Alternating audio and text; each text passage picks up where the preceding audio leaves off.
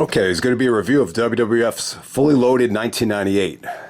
I'm also going to add in a review of Fully Loaded 1999 as well. So that's the plan. It'll be Fully Loaded 98 versus 99.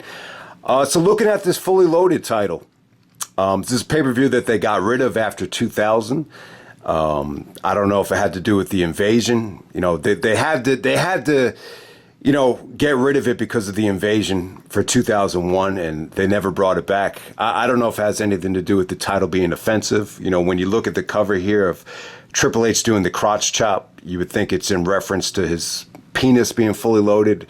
And then other times it's about a pistol or a gun being fully loaded. So either way, you could argue that they're both offensive. So maybe that's why they didn't bring it back. But yeah, we're going all the way back to July 26, 1998. This is from Fresno, California. The attendance is 9,855. The pay-per-view buy rate is 305,000. I think that's a solid buy rate. It's a lot higher than a lot of other buy rates, higher than Over the Edge.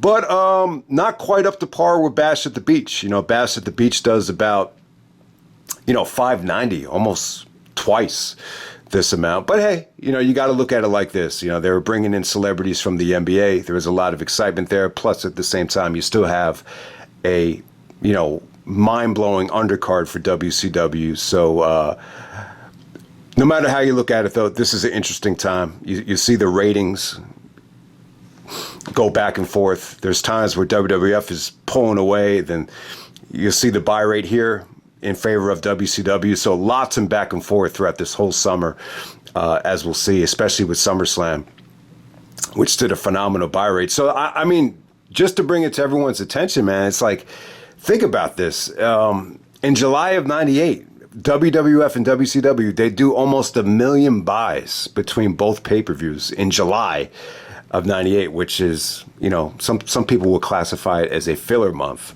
But yeah, this was a very profitable time, I think, for both companies. You saw Stone Cold Steve Austin on the cover of TV Guide. I believe there's actually alternate covers with, you know, one of them was with Goldberg, if I'm not mistaken. So yeah, both companies, the economy was doing well too. I think everybody was raking in the dough.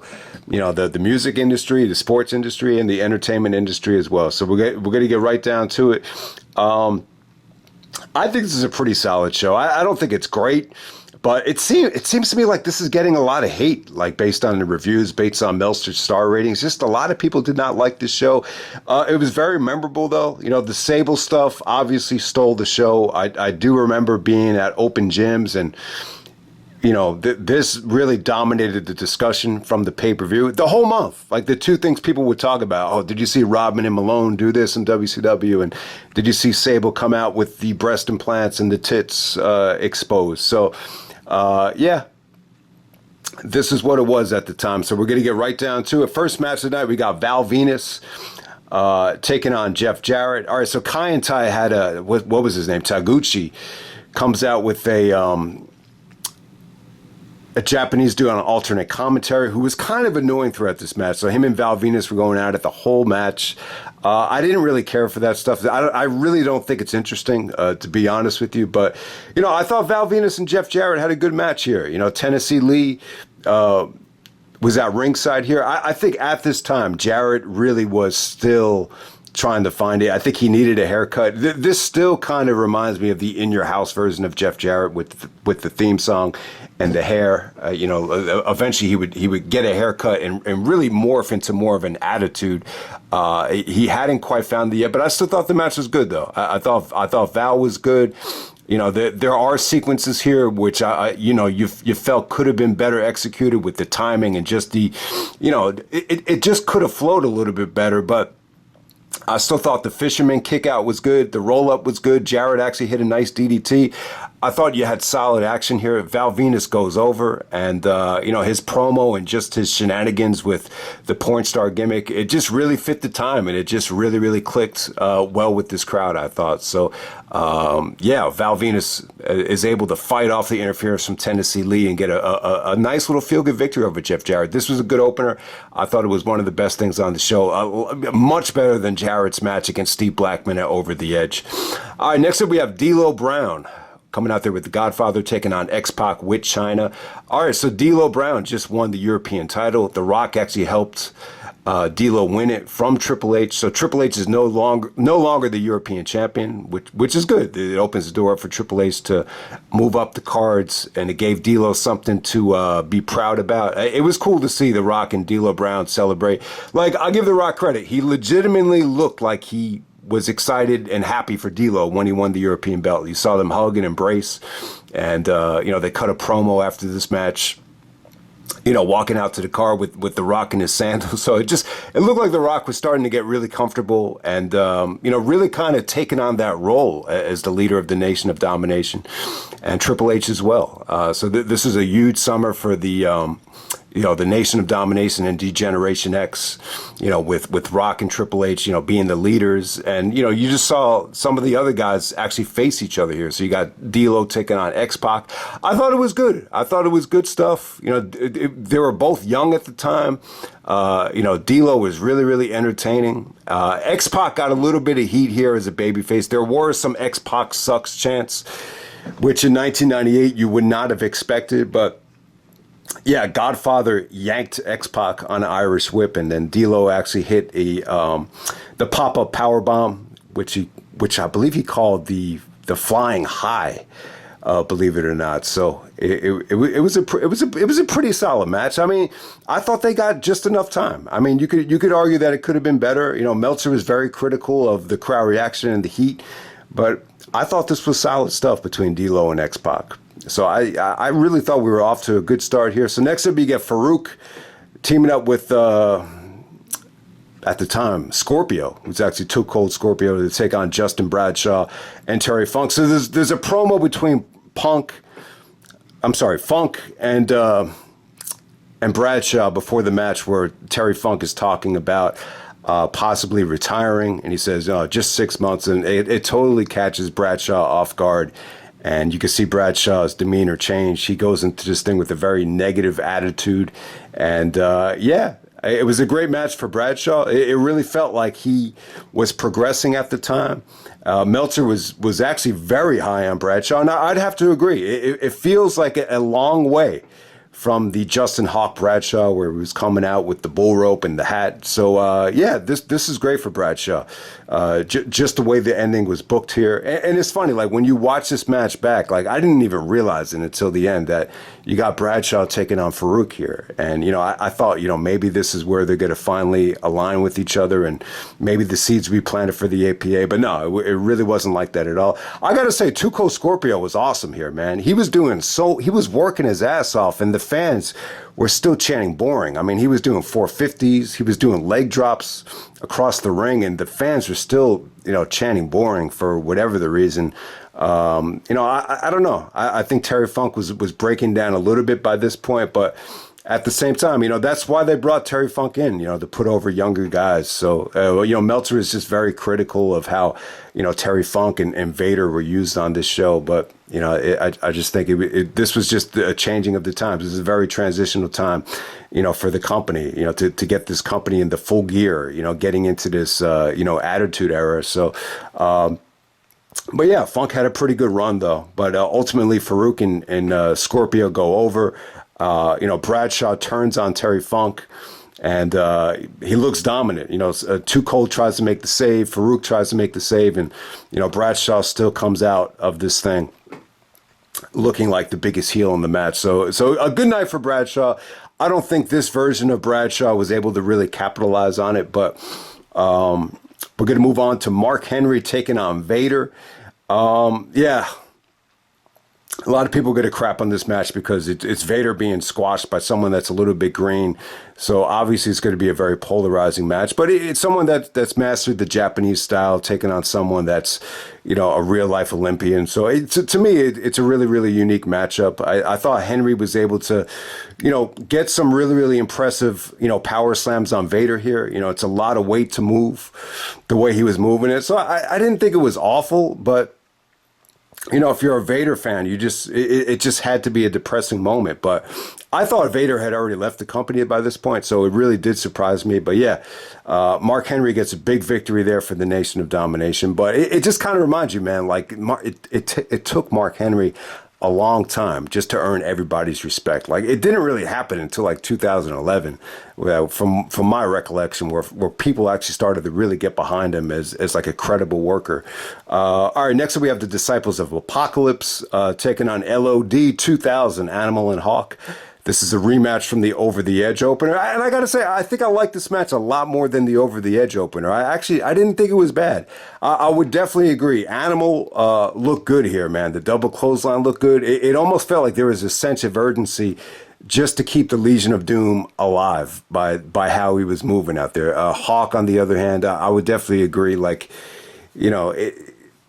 it's hard to recognize him with the face paint and the way he had his hair. It just doesn't look like the Hawk, not even from the 80s. Like, it doesn't look like the Hawk from 1991, where he had all that energy in his promos, and he just did not look good here. I mean, he was just selling the whole match, and to me, like, it just looked like a generic guy out there in face paint. Disciples of Apocalypse, they're out there with Paul Ellering.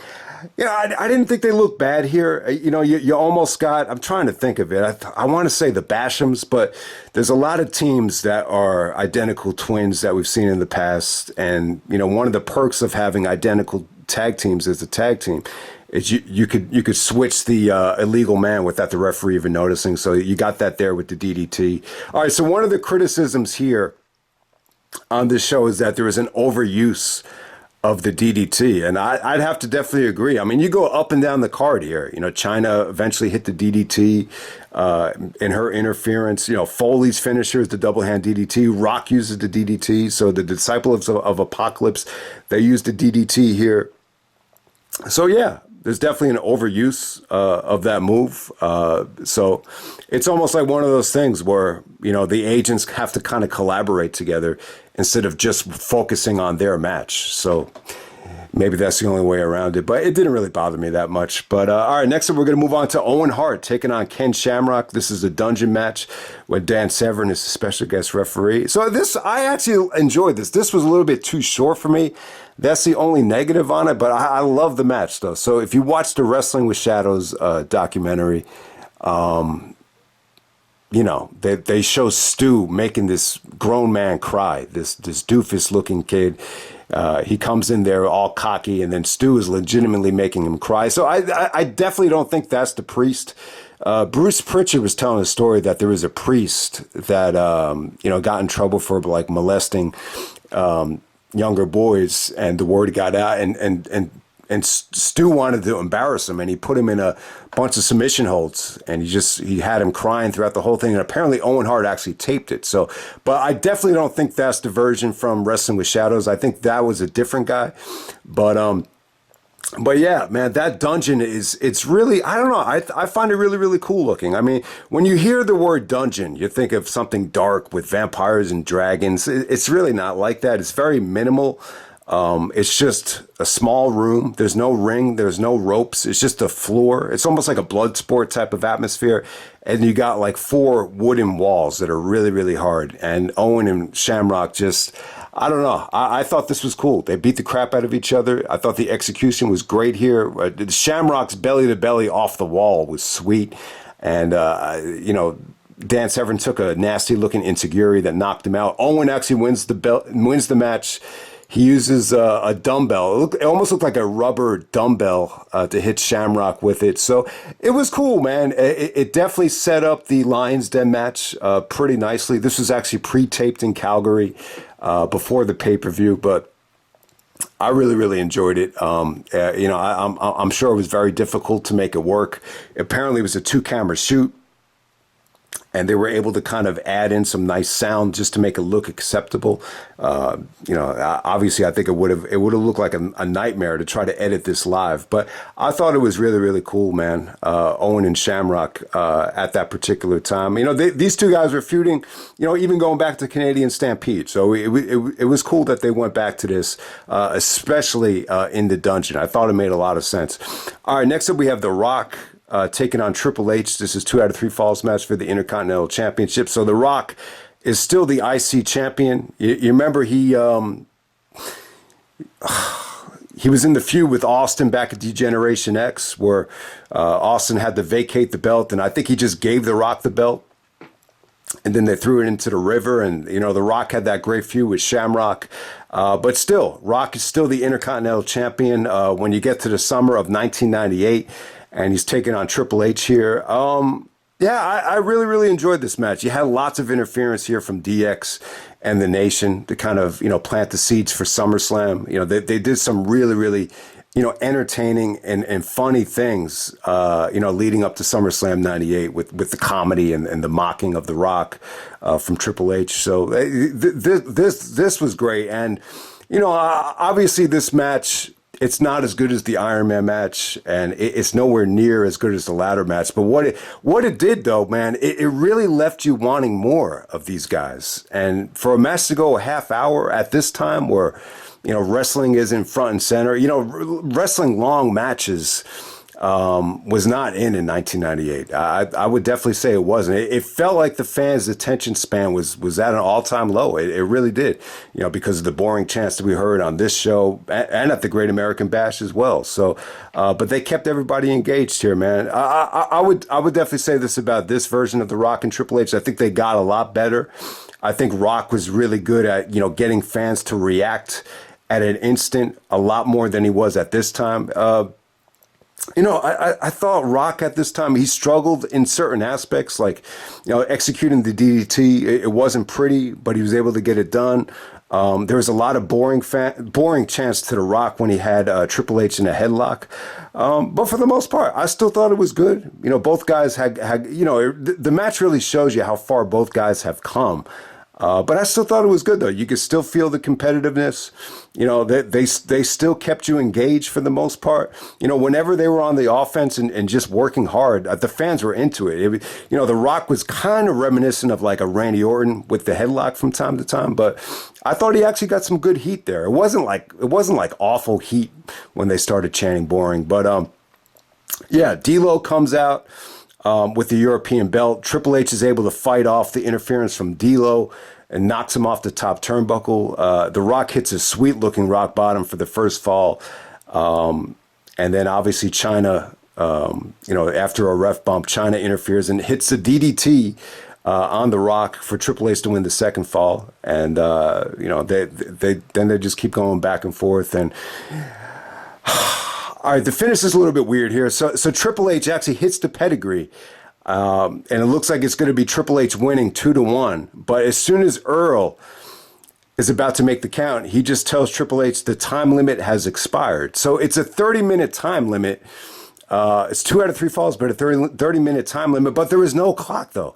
There really wasn't a clock that they can look at to time out the finish. So that definitely kind of hurt it a little bit. I think if you were going to have a time limit, you want the fans to see the clock. We've been through that time and time again where the fans need to see the clock if you're going to do a finish like that. But at the same time, though, this isn't an Iron Man match. So did you really need the clock there? I would probably say no, because it would take away the value of having, you know, that 30-minute, 60-minute Iron Man match. So, I mean, you could have done a better job with, you know, running down the clock and running down the exact time limit instead of how they did it. But I really like it, though, because when Triple H hit the pedigree and they just stopped the match, the fans hated it. But they hated it in a way where they wanted to see these two guys, you know, still go at it after 30 minutes in 1998. So I thought they did a pretty good job here. I really feel like this match, more than anything, was a great confidence booster for The Rock. You know, even when you get to the Iron Man match, they reference this match as, you know, this is the longest match The Rock has ever had. It had to be the same with Triple H, unless there was a match from WCW that they were referencing. I seriously doubt Triple H wrestled in a match that was longer than this, you know, before that Iron Man match. But who knows? I could be wrong about that. But it was a great experience for both guys. And by the time you get to SummerSlam, you know, you're giving them a ladder. You're giving them they don't have the burden of being out there for a half hour, and you had that much more of an electric, hot atmosphere, and they definitely made the most of it. All right, next up we have Jacqueline taking on Sable. There's a bikini contest with Jerry Lawler as the master of ceremonies.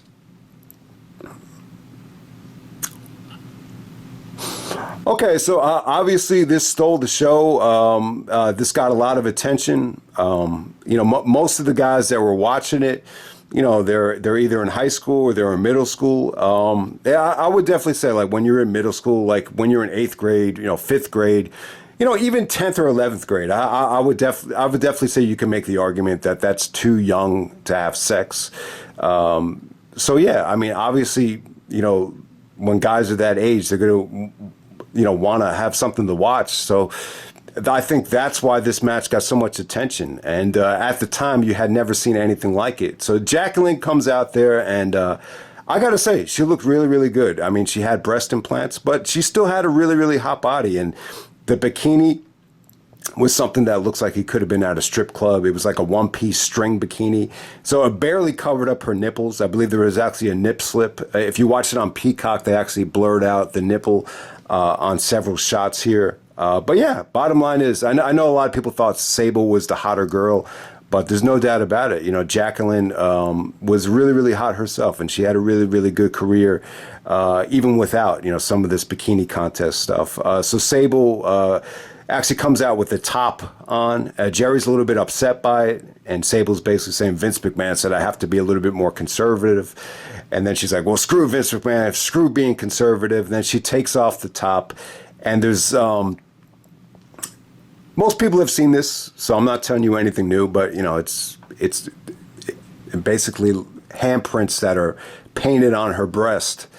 So you can see, so you don't see like anything covering up her actual tits except the painted hands. So yeah, I think at the time it created a lot of buzz. Vince comes out and covers her up with the coat, and it kind of ends with by Sable getting disqualified, believe it or not. But yeah. To me, I don't know. To me, this whole bikini contest, it comes off a little bit dated. I think the Tori and Sable bikini contest from Judgment Day 2003, I thought that was a lot hotter. But yeah, but this definitely did get more attention though.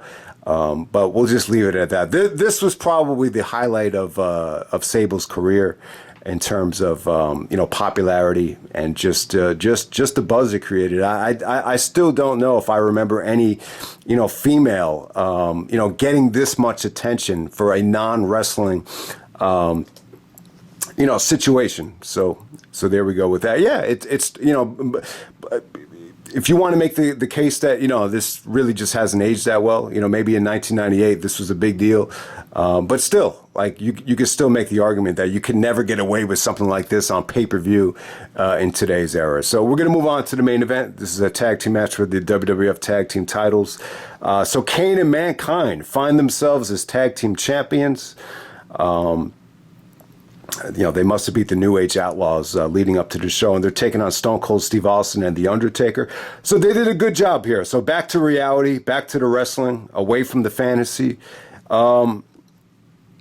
It's almost like a tough transition, believe it or not. But yeah, what I really noticed about this pay-per-view is Foley, I think he was hurt here. He was still banged up from Hell in a Cell. He wanted to be part of the pay-per-view because I think he wanted to continue the momentum, and it did make sense. So he was being a team player. But it did feel like they really tried to capitalize on Hell in a Cell by trying to make Taker out to be like this unstoppable force that could destroy anybody at any given time. And it worked. It really did work. They were trying to build him up as this monster that could take on Austin and take the belt from him at SummerSlam. And there was also this other thing about how Taker was possibly going to no-show the event, and the Brooklyn Brawler was going to be Vince's replacement. So they did that angle with Vince actually saying the card is subject to change and he's the promoter. He could do anything he wants to. So, yeah, Austin and Taker versus Kane and Mankind. I got to say, I think the match was good. I have no idea why this gets so much heat. Considering everybody here was hurt except Kane, I thought it was really, really good. Austin did more than I was expecting. I was expecting Austin to just, get a hot tag and not really do any bumps, but he really worked hard here. Foley took some nasty bumps as well. So Austin knocks, Foley off the ring apron onto the announce table. The table does not break. Right after that, Foley takes a backdrop from Taker on the outside. That was another nasty bump. So yeah, Foley, even though Foley is still, not feeling good, I thought he still worked hard here. I got to say, Austin was great here. This is prime Austin. This is another event where you could definitely argue that, Austin was just, clicking on all cylinders in terms of crowd reaction from the stunner. Just the middle finger. There was back and forth middle fingers from Austin to Taker. At the time, Austin started using the catchphrase DTA, don't trust anybody. So if anyone hasn't seen it, I think Austin was actually a big fan of Sylvester Stallone, and Stallone actually did a movie in 1989, I believe, called Lockup, and that was actually like a catchphrase that they used in jail, DTA, don't trust anybody, and eventually it kind of morphed into don't trust Austin during the invasion. So I think this is one of the first times where Austin started using it. Because he couldn't trust the Undertaker, so it was really, really, really cool, man. There was a moment where Austin was he hit a couple of stunners, and the reaction for the stunners was, I could not believe how the crowd reacted. It was great, even though he didn't really hit them full clean. He's trying to make the hot tag to Taker. Taker is acting nonchalant, like he doesn't want to come in the ring. And I'll tell you, man, that's arguably the most heat I've ever heard the Undertaker get is when he backed out of the tag, and then all of a sudden he just tags in, and it was huge. It got a great pop. He hits the tombstone on Kane, and the fans went crazy when Taker actually wins the belts, and he walks out with both titles by himself. Austin's in the ring. He looks all pissed off. So it definitely worked. It definitely worked. It definitely set the tone for SummerSlam between Austin and Taker. I think it felt like a fresh match that you had never seen before, even though they did touch at a cold day in hell. But yeah, man, I thought this was cool. I thought that this was good. You could argue that the match could have been better, but I still thought it was pretty damn good, and it did what it was supposed to do, make you excited about, SummerSlam 1998. It really, really did a good job of that. But it kind of got me thinking, how many times did Austin win the tag team titles? He did it with Foley, he did it with Michaels, and he did it with Undertaker as well. You almost forget about this, but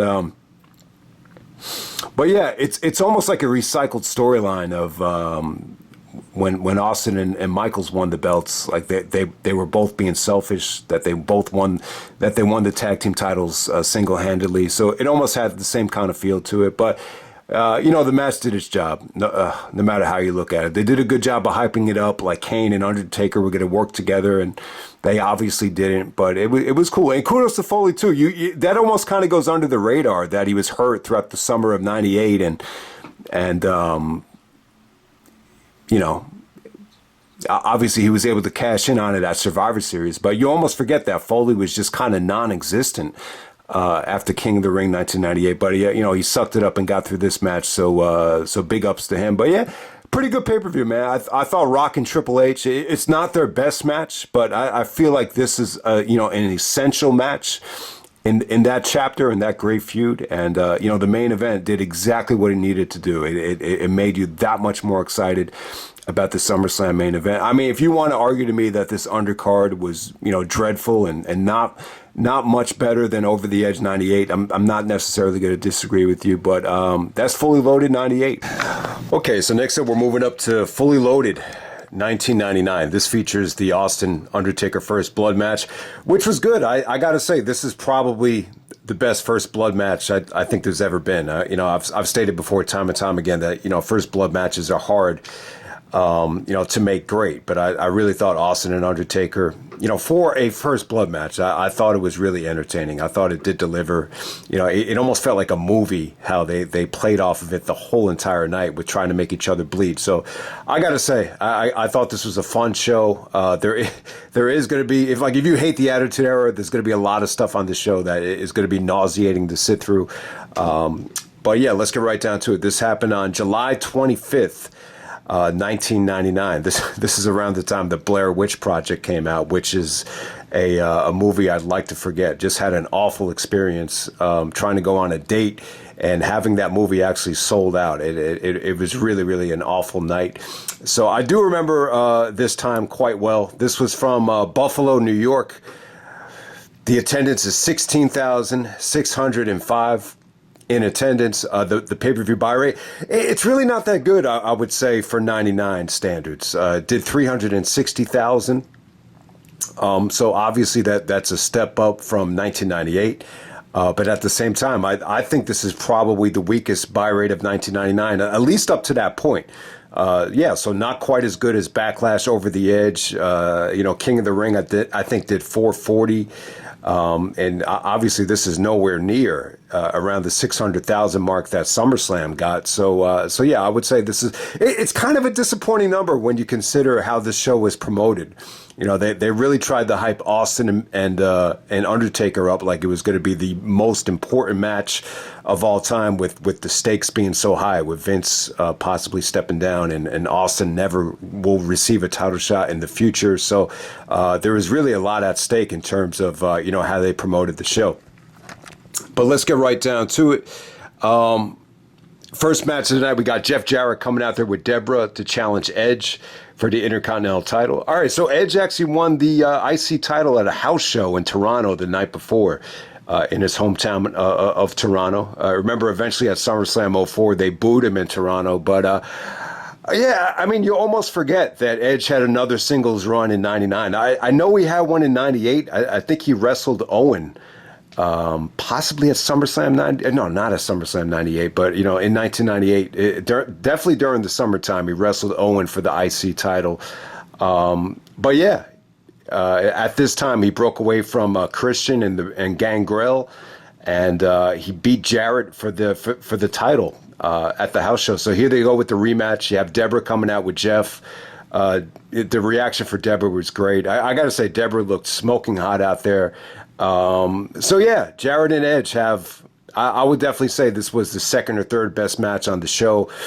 So when you watch Edge at this time, he's only like 25 years old. So, I thought he looked pretty good out there. There wasn't anything noticeable where I would say to myself, oh man, Edge got so much better since then. But I'm sure like if you threw this in for Edge now, he would probably, nitpick it apart. But it's hard to really point out like, some of the flaws in the match. I mean, I thought it was good stuff. I think Jarrett can have really, really good matches with really, really good workers, and Edge is a really, really good worker. So, they really clicked for me. I mean, there was some good selling here from Edge with the knee, with Jarrett, chopping up the knee. I thought that was cool. There was some goofy stuff as well.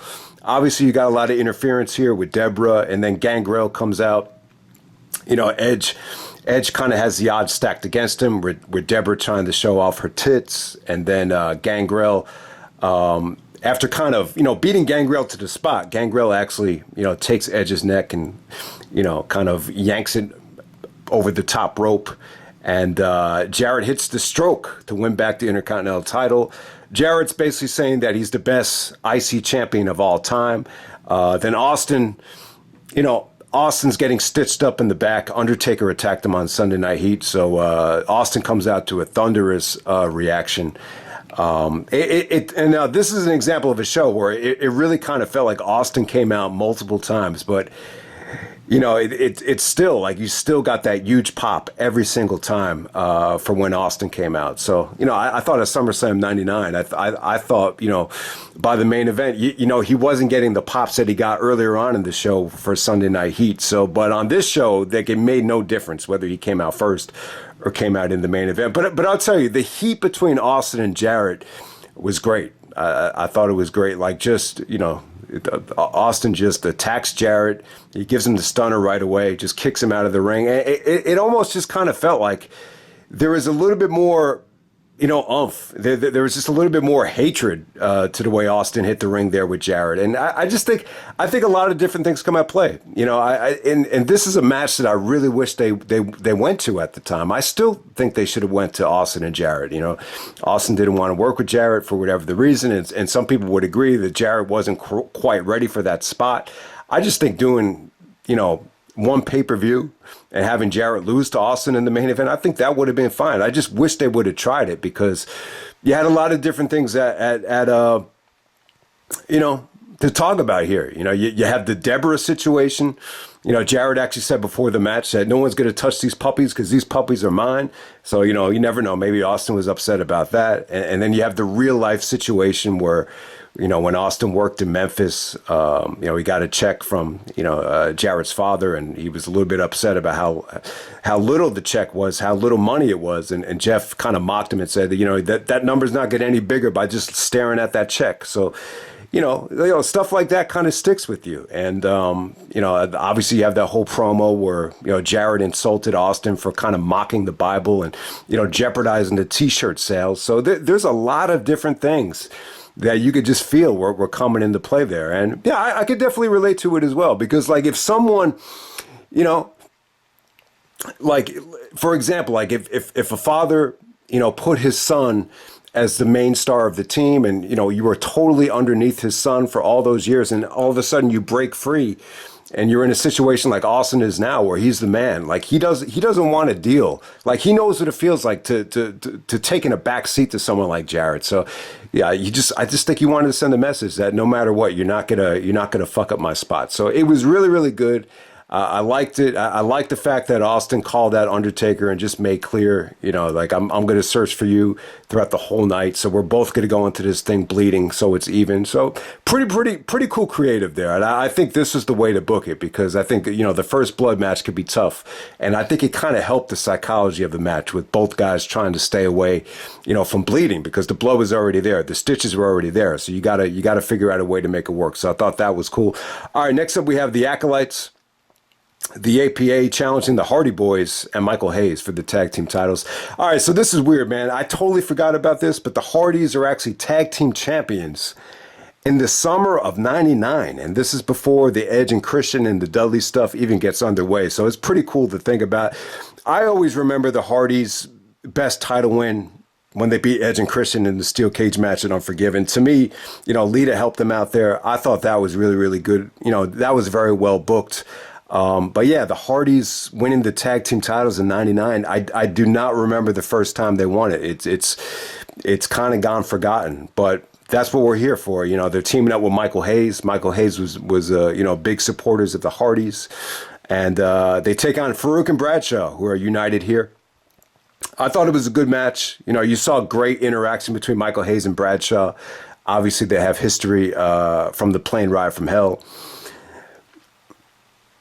So that was pretty cool, the interaction between them. The highlight of the match is Jeff Hardy doing the Whisper in the Wind and Bradshaw hitting with the clothesline in hell in midair. I thought that was really, really cool. And, you know, it was cool. You know, the Hardys don't have to get pinned to lose the belts here. So the APA win the belts, I think, for the first time. Farooq and Bradshaw are the tag team champions in 1999.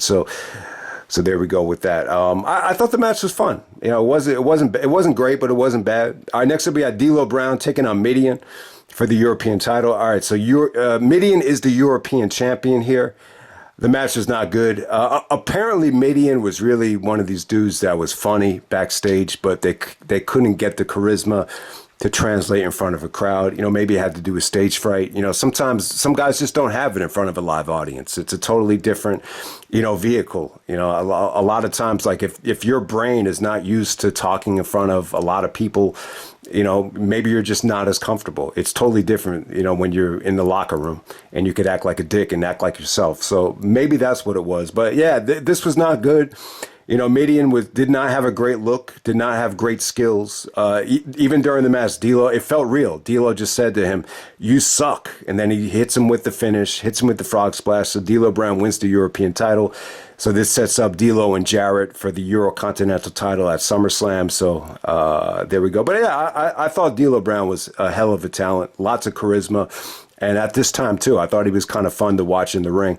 All right, next up, we got the Big Boss Man taking on Al Snow. This is a hardcore match for the Hardcore Championship. Yeah, it felt a lot longer than 10 minutes. But, yeah, there was a lot of history here. This kind of set up their Kennel in Hell match at Unforgiven. I mean, they you know, fought in the garage, lots of weapons, hot coffee, handcuffs. You know, someone almost ran them over. It was, you know what, I gotta say, it was pretty entertaining. If you can buy into the fact that Al Snow was losing his mind because of the head actually got stabbed with a needle, and he wanted to, he wanted Bossman to like inflict pain and hit him with the knife stick. If you can buy into that stuff, Al Snow's facial reactions were pretty entertaining. But at the same time, it feels like in '99 you were getting these hardcore matches, same formula. They seemed a little bit repetitive, but hey, I like the car almost running them over. That actually felt like it was real. That car did not look like it was planted, so I thought that was cool. But yeah, Big Boss Man wins the hardcore title. And we move on from there. Next, we've got Big Show taking on Kane. We got Hardcore Holly as a special guest referee. All right, they had a nightmare match at King of the Ring.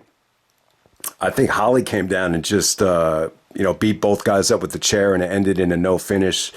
And then I think there was a bye in the tournament. So, yeah, that was very forgettable. But, yeah, I mean, the match wasn't bad because it was Big Show and Kane. I actually thought this had potential. This is the skinniest I think Kane's ever looked. He looked like he dropped a lot of weight since '98. And obviously, this is almost like the WCW version of the Big Show. So I thought this actually could deliver. Just before it started to get going, Holly actually chop blocks Kane's leg, and Big Show hits the choke slam. So Undertaker comes out to, beat up Kane to kind of set the tone for the SummerSlam tag match.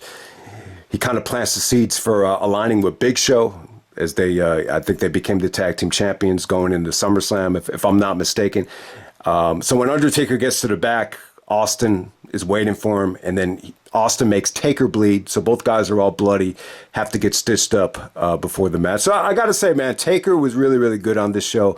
It almost felt like the American Badass. It really felt like he was taking a lot of Austin's material and just kind of triggering it into a no-nonsense, evil son of a bitch. Like, it just kind of came off like that. So good stuff there. I mean, Big Show and Kane, it wasn't much of a match. It was just kind of used to propel the main event and to set up, the alignment of Undertaker and Big Show.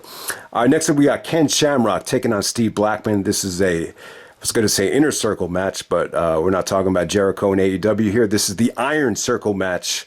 Oh, they only go about 4 minutes. I mean, it wasn't that long. It was pretty cool, though. So this is very reminiscent of the parking lot brawl between Eddie Guerrero and John Cena, which was, a lot better than this. I thought this had potential. If you remember at King of the Ring, Blackman attacked Shamrock before the pay-per-view, and Shamrock was coughing up blood. So this is kind of the return for Shamrock to get his revenge. I wish it could have went a little bit longer. It was not really that good.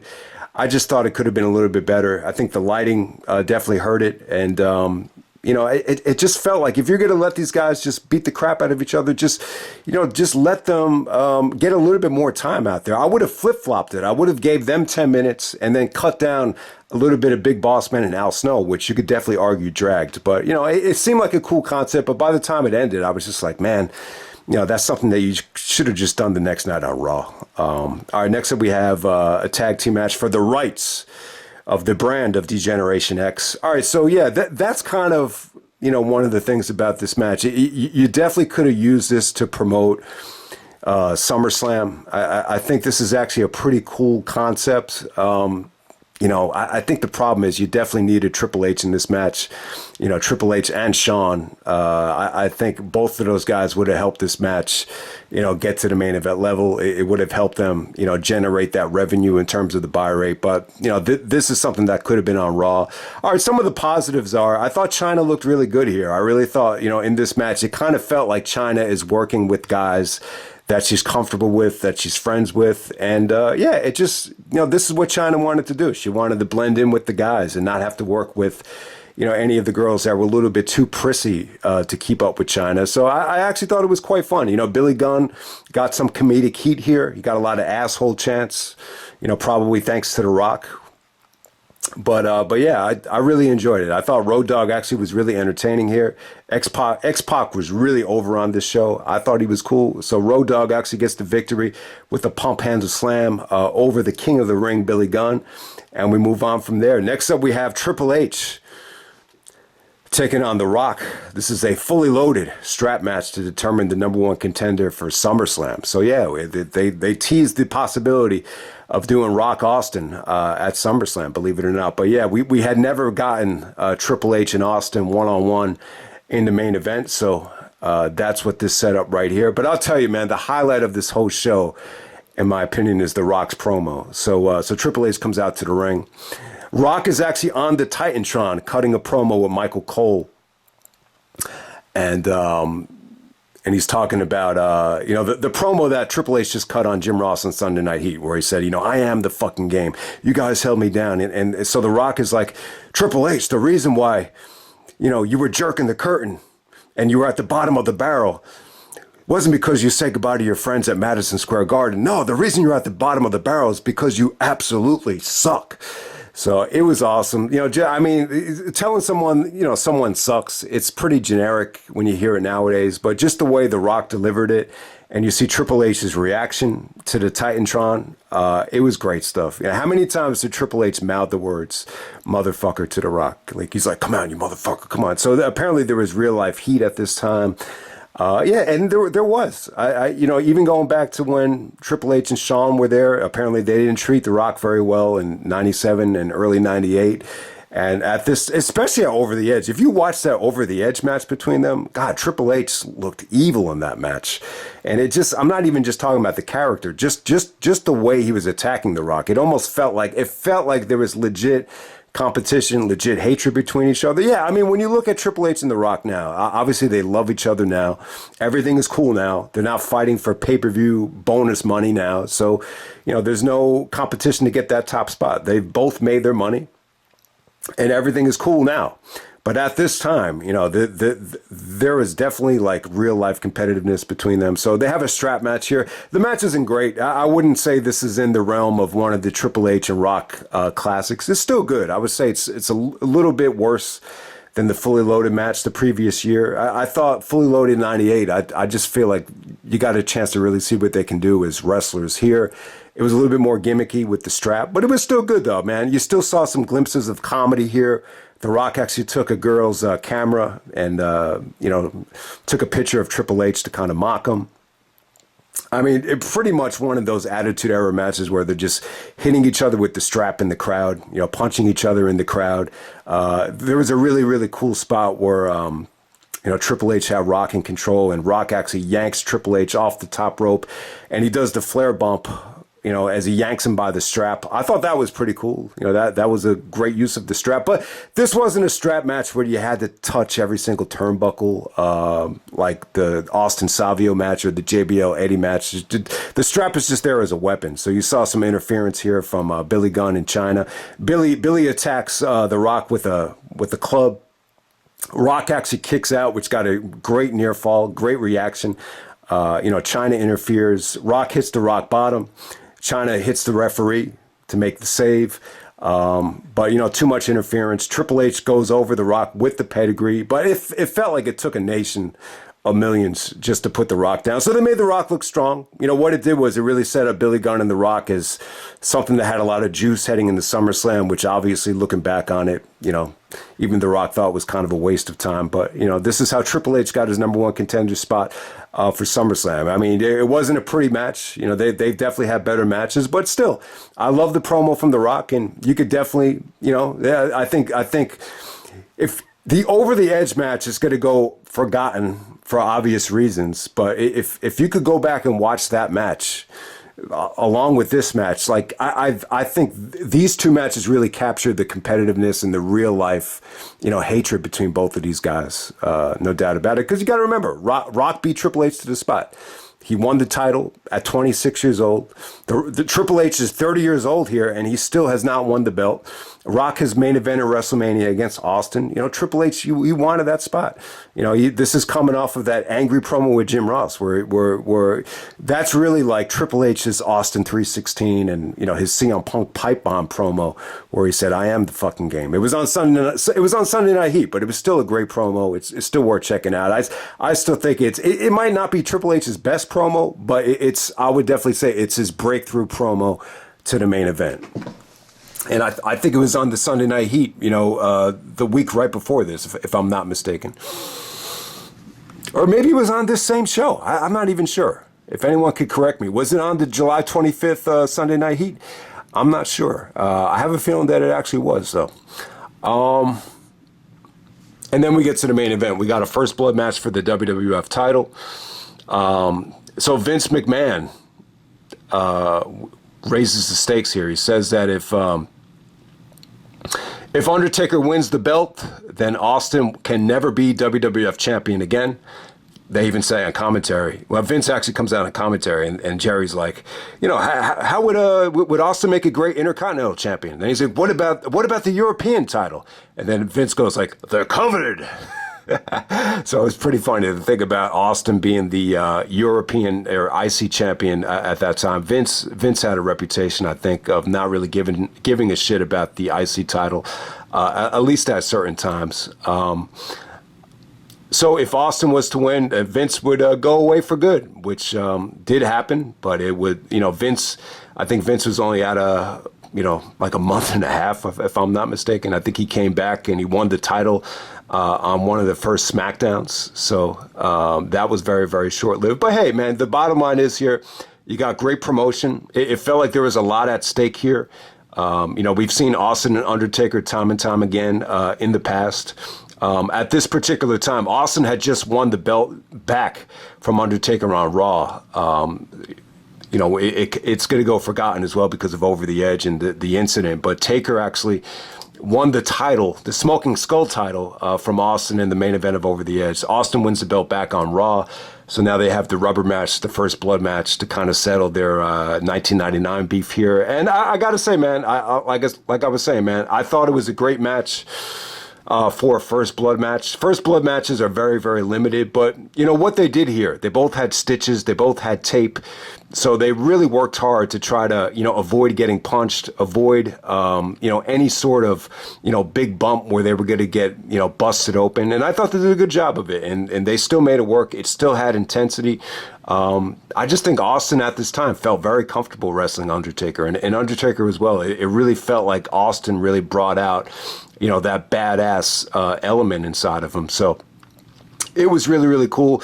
The crowd was incredible here. I got to say this is probably the best crowd from start to finish, I think, for any Austin and Undertaker match. Okay, so you get lots of interference. Vince is actually on commentary. I got to say this about Vince. His facial expressions here are a little bit goofy. They're a little bit over the top. The one shot where Austin and Taker are punching each other, well, Taker already has the blood. It's a little bit corny, but you know, he's kind of looking both ways. It's you got to see it to believe it. It's something out of this world. But you know, some people will make the case that Vince, I think it was Kurt Angle that said this. He said that Vince doesn't worry about coming off like he's exposing the business with his facial expressions, because he just thinks there's so much money in over-the-top facial expressions that you're going to win no matter what, even if you do turn some people off by them. I know my dad said in the past that Vince's facial reactions like expose the business and stuff like that. So you could definitely make an argument against them. But yeah, man, Shane comes out here, X-Pac comes out, tons of interference. Trying to think how Austin turned the tide here. There was a beautiful sequence here where, you know, Taker was tied up in the ropes.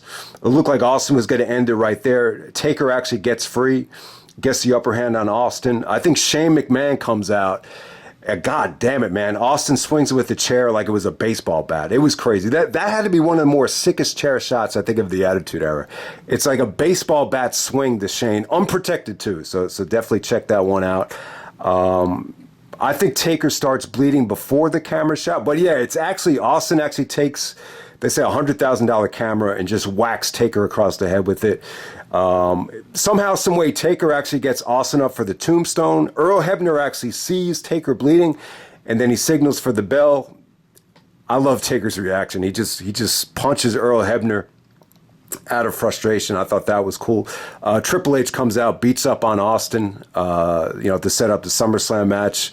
So Austin gets all bloodied up. This is the bloodiest Austin got in the aftermath since WrestleMania 13, I would say. I would say if you want to watch Austin bleed, the three, maybe the four biggest, shows for that would be King of the Ring 98, WrestleMania 13, this show right here, Fully Loaded 99, and then I think WrestleMania 17, he bladed pretty hard as well. You could actually see the cut before the WrestleMania 17 match.